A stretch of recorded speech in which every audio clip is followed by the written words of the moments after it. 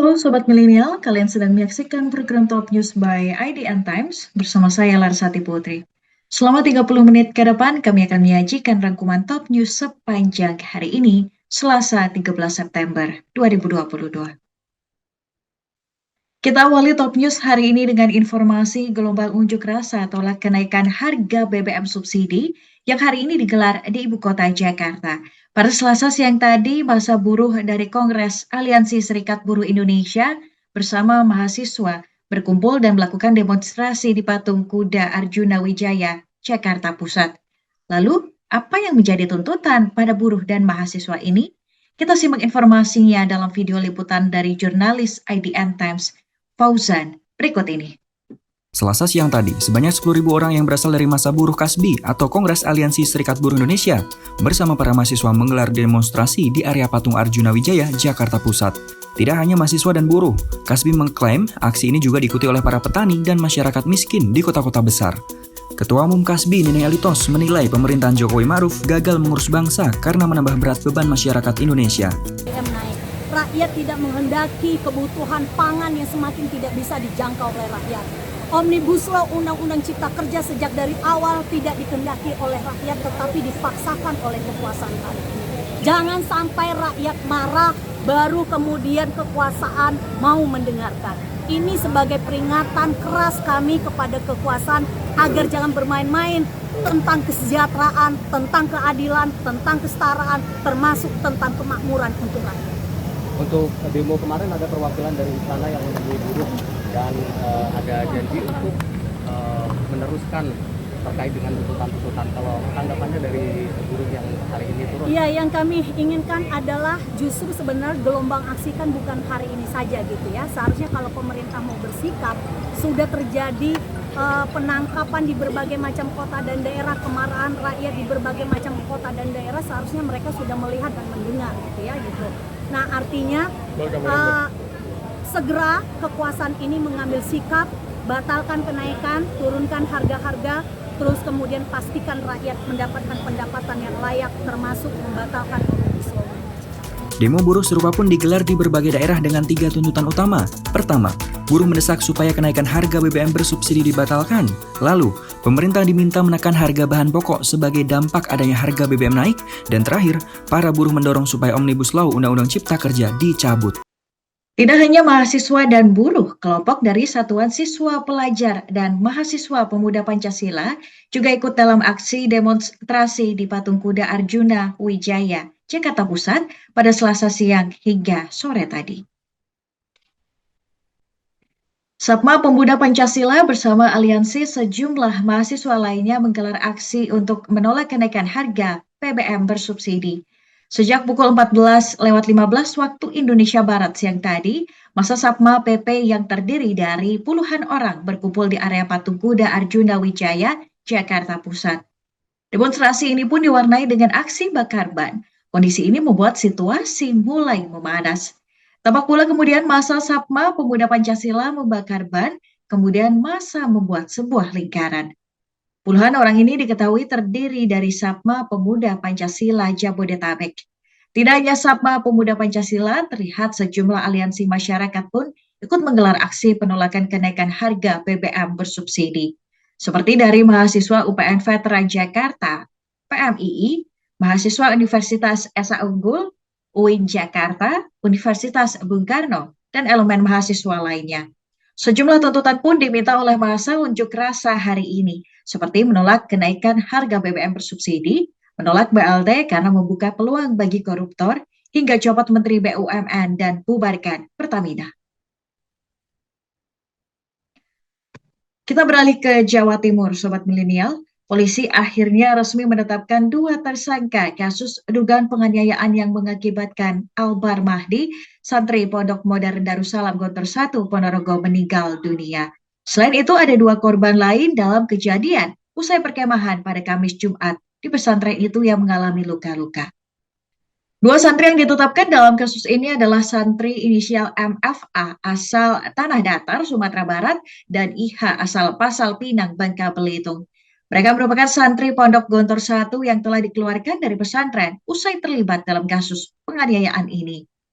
MFA yang masih berusia 18 tahun dan IH yang berusia 17 tahun ditetapkan sebagai tersangka setelah polisi melakukan serangkaian penyelidikan.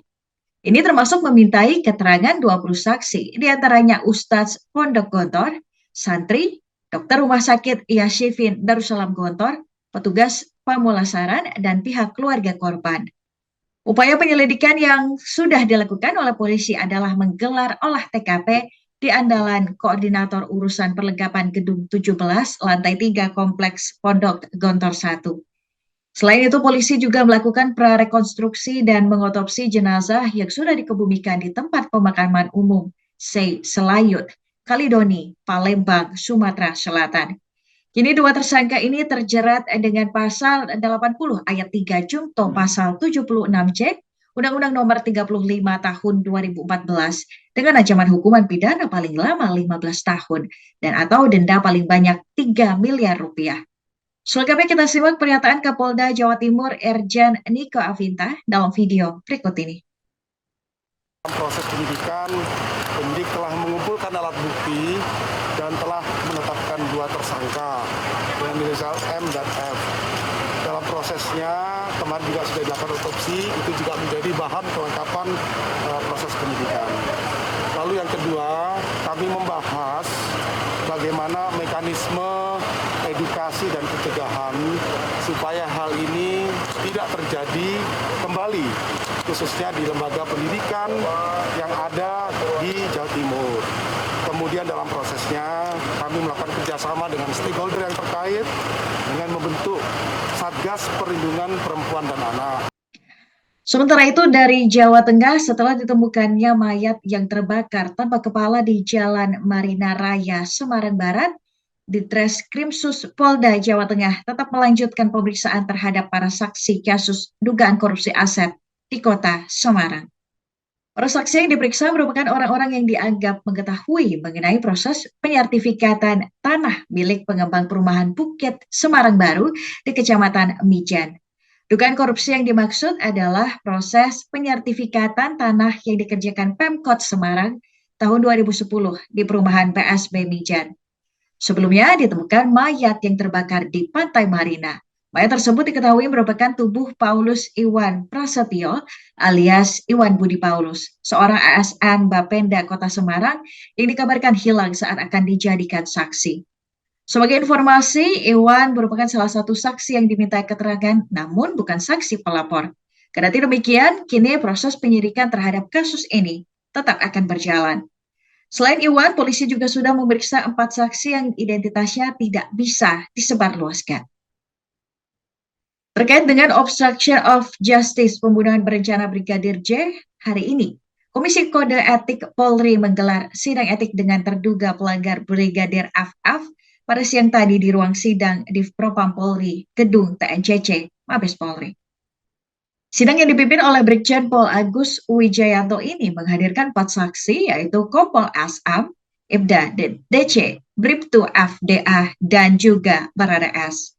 Sementara itu pada Senin kemarin, sidang etik untuk Barada Sadam yang semula bertugas di Ton 3 KL Markas Yonde Resimen 1 Pas Pelopor Korp Brimob Polri kini dimutasi ke Yanma Polri. Barada Sadam diduga tidak profesional dalam menangani kasus pembunuhan berencana Brigadir J. Barada S juga sebenarnya tidak terkait dengan obstruction of justice, namun hanya tidak profesional dalam menjalani tugasnya. Kita beralih ke berita bocornya data yang dilakukan oleh hacker Sobat Milenial.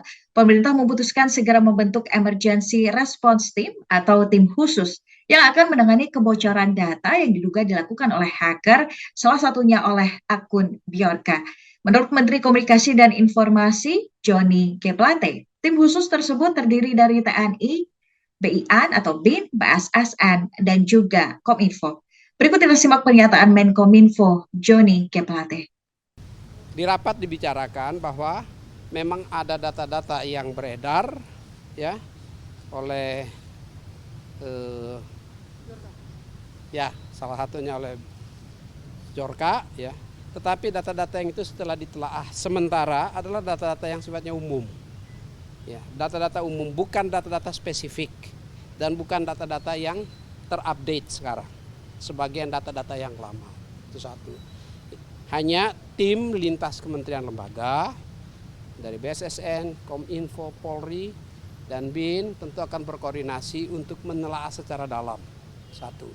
Yang kedua, perlu ada emergency response team. Ya, terkait dengan untuk menjaga data yang tata kelola data yang baik di Indonesia, untuk menjaga juga kepercayaan publik. Ya. Itu yang kedua. Jadi akan ada emergency response team dari BSSN, Kominfo, Polri, dan BIN ya untuk melakukan asesmen berikutnya. Yang ketiga, komunikasi publik. Nah, ini saya juga mengajak rekan-rekan media. Ini data sangat strategis dan data bisa juga terkait dengan sovereignty dan kedaulatan kita. Termasuk dia sangat geopolitis. Mohon ya media jangan sampai memberitakan yang memberikan dampak kebingungan pada masyarakat. Karena ini banyak hal-hal yang teknis yang kadang-kadang salah kutip. Yang mengakibatkan satu dengan lainnya warga bangsa kita ini saling membuli. Ya jangan sampai. Kita perlu membangun kekuatan nasional, kerja bersama-sama, gotong royong menghadapi semua bahaya. Termasuk bahaya di dalam ruang digital. Bahaya dalam ruang digital itu adalah bentuknya adalah tindakan kriminal digital. Dan ini harus kita jaga bersama-sama, bangun kerja bersama. Berbeda pendapat yang tidak sama itu normal dalam demokrasi. Dihormati dalam demokrasi. Tapi pada saat di mana untuk kepentingan negara secara keseluruhan, marilah kita jaga kekompakan. Ya. Sobat Milenial, jangan kemana-mana, Top News akan kembali dengan informasi Anies Baswedan dan Riza Patria yang diberhentikan sebagai gubernur dan wakil gubernur DKI Jakarta.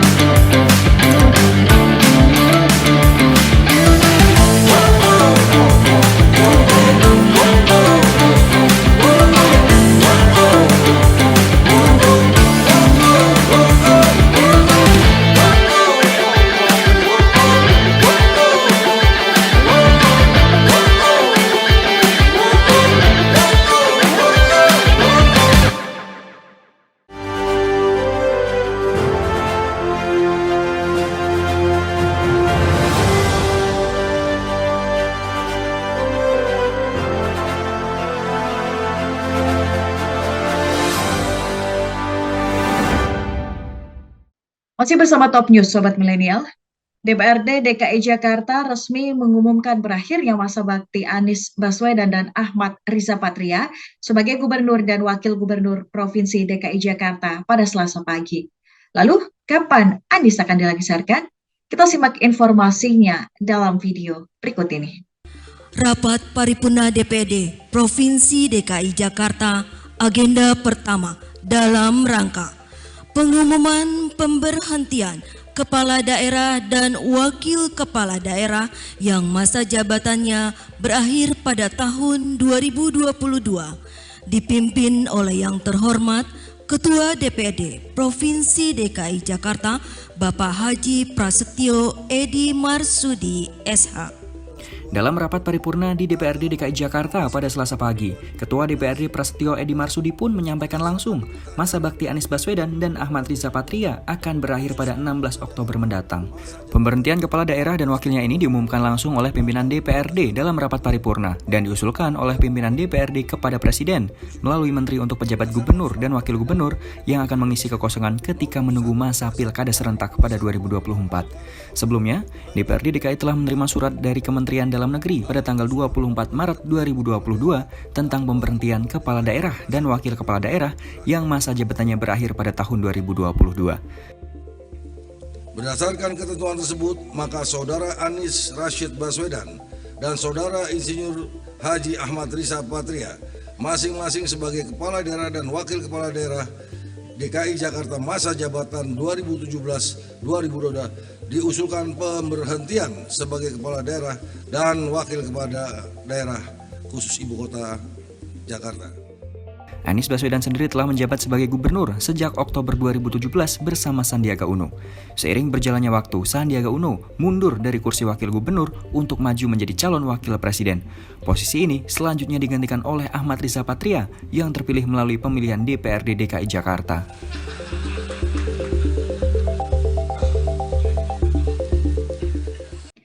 Kenaikan harga BBM diprediksi oleh pemerintah akan menyebabkan angka inflasi meningkat.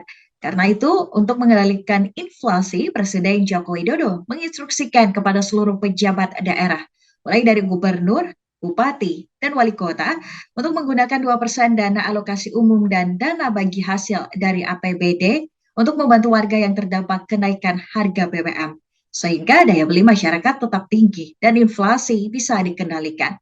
Berikut kita simak pernyataan Presiden Joko Widodo kepada seluruh kepala daerah di Istana. Dan untuk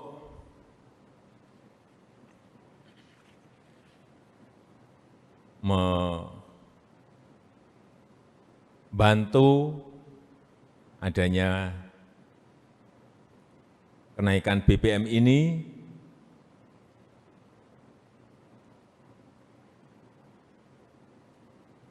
saya minta provinsi, kabupaten, dan kota itu juga ikut secara detail bersama-sama dengan pemerintah pusat membantu yang terdampak karena kenaikan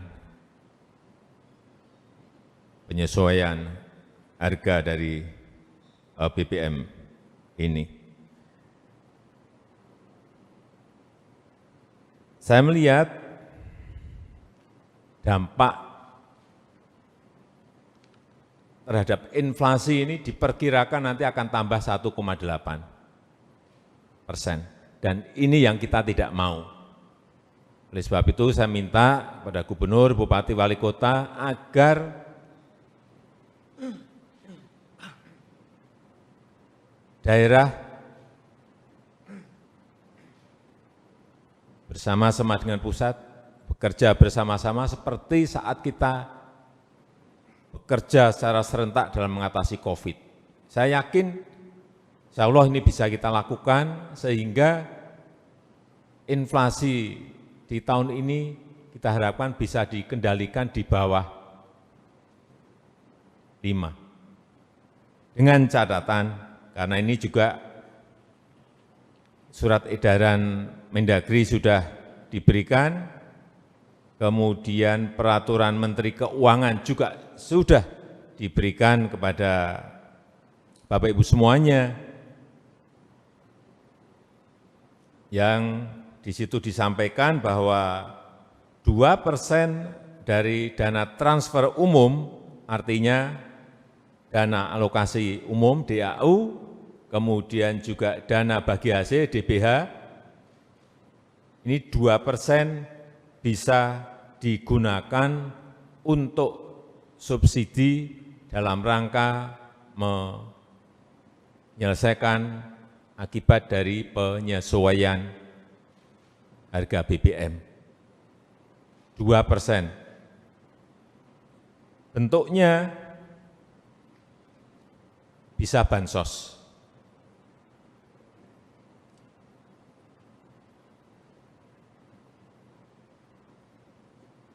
Terutama pada rakyat yang sangat membutuhkan, nelayan misalnya, kan harian menggunakan solar, ini bisa dibantu dengan mensubsidi mereka. Ojek misalnya, ini juga menggunakan BBM, bisa dibantu dari subsidi ini.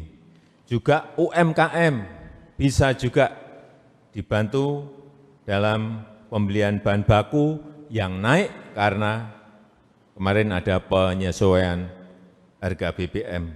Transportasi umum juga bisa dibantu, kenaikan tarifnya berapa itu yang dibantu. Bukan total dibantu, tapi kenaikan tarif yang terjadi itu bisa dibantu lewat subsidi ini. Begitu juga dengan belanja tidak terduga. Ini juga bisa digunakan untuk, utamanya untuk subsidi inflasi. Misalnya terjadi kenaikan harga telur, kenaikan dari harga bawang merah, kenaikan dari harga bawang putih misalnya.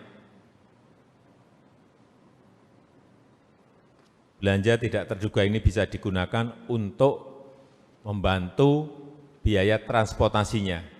Artinya misalnya, yang saya lihat misalnya harga bawang merah naik.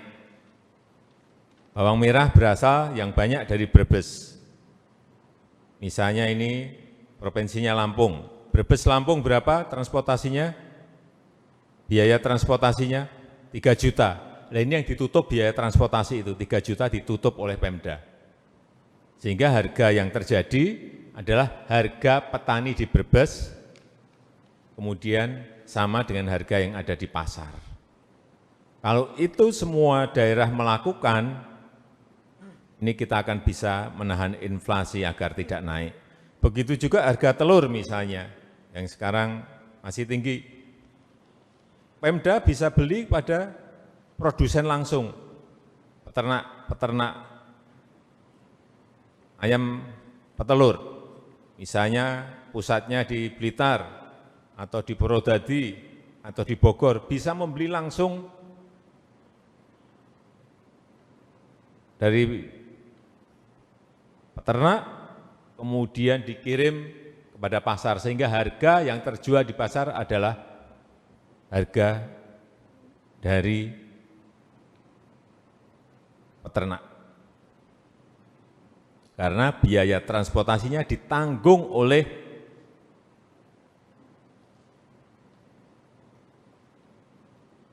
pemerintah daerah, provinsi, kabupaten maupun kota. Juga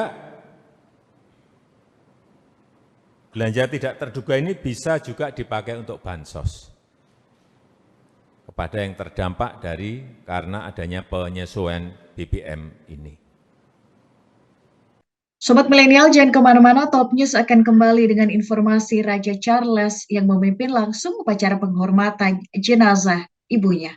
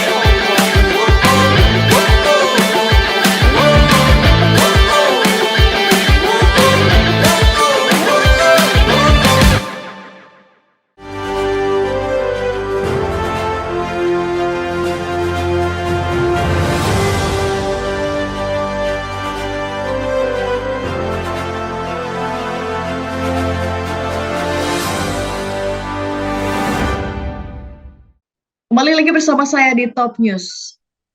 Timnas Indonesia U19 terus genjot performa latihan jelang kualifikasi Piala Asia U20 pada 2023. Dalam latihan ini dipimpin langsung oleh Sinteyong. Skuad Garuda nantinya akan mengikuti kualifikasi Piala Asia U20 2023 yang akan berlangsung pada 14 hingga 18 September di Stadion Gelora Bung Tomo, Surabaya. Sebelumnya Sinteyong telah menggelar pemusatan latihan Timnas Indonesia U19 sejak Kamis 25 Agustus lalu. Setelah memanggil 30 pemain, sebelumnya Sinteyong memutuskan mencoret 6 pemain. Dan kini skuad Garuda diisi oleh 23 pemain yang dibawa menuju kualifikasi Piala Asia U20 2023. Sebelumnya Timnas Indonesia U19 sempat melakoni 2 laga uji coba dengan klub Liga 1 dengan level usia yang sama, yakni Persis Solo dan Persija Jakarta U20. Di bawah asuhan Sinteyong, kini skuad Garuda dalam performa yang baik dan tidak ada pemain yang mengalami cedera, serta siap memperebutkan juara grup kualifikasi Piala Asia U20 2023. Kembali lagi di Top News Sobat Milenial. Setelah kepergian Ratu Elizabeth II pada Kamis kemarin, Raja Charles III sebagai anak sulung sekaligus penerus kekuasaan kerajaan Inggris memimpin upacara penghormatan kepada mendiang sang ibu.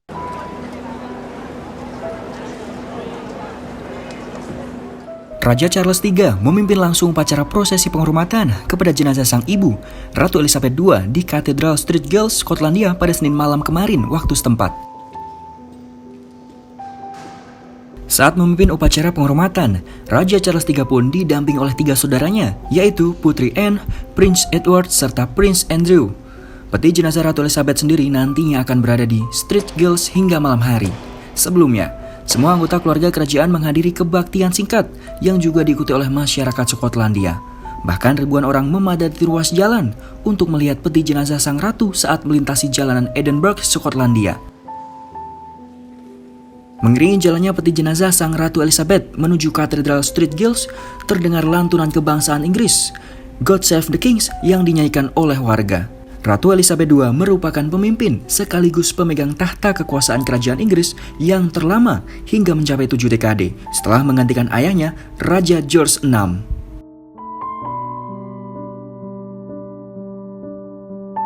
Informasi tadi menutup perjumpaan kita hari ini, Sobat Milenial. Terima kasih sudah menyaksikan Top News. Ikuti terus perkembangan berita-berita terbaru hanya di IDN Times. Dan saksikan terus Top News by IDN Times setiap Senin hingga Jumat pukul 18.30 waktu Indonesia Barat. Dan jangan lupa untuk download IDN App. Salasati Putri bersama tim yang bertugas mengucapkan terima kasih. Terus patuhi protokol kesehatan dan sampai jumpa.